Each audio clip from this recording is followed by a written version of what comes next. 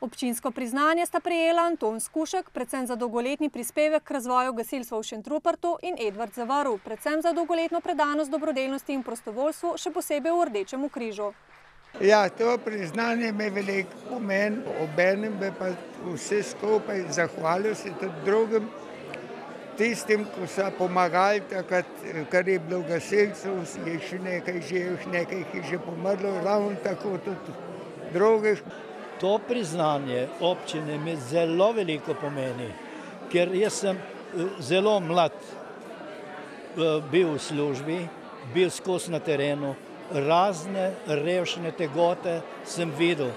Listino občine je ob 10-letnici delovanja prejelo Planinsko društvo Polet Šentrupert, predvsem za razvoj planinske dejavnosti v Mirnski dolini. To je pač mogoče za vse tista leta, po 10 letih, nekega dela, raznolikega, nekih idej, ki smo jih vlagali v to, mi pomeni veliko. Župan Rupert Gole je ob tej priložnosti izpostavil, da je občina Šentrupert ena izmed dejavcev priložnosti. Tisti, ki v Šentrupertu že imajo kakšno dejavnost, dobijo priložnost tudi na tistih projektih, ki jih mi razvijamo.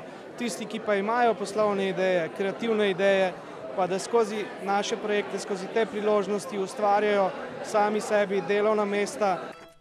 Praznovanje občinskega praznika so sicer obeležili številnimi dogodki. Med drugim so v galeriji tamkajšnje osnovne šole odprli razstavo izbranih knjižnih ilustracij natečaja Zgodbice grofice Barbo.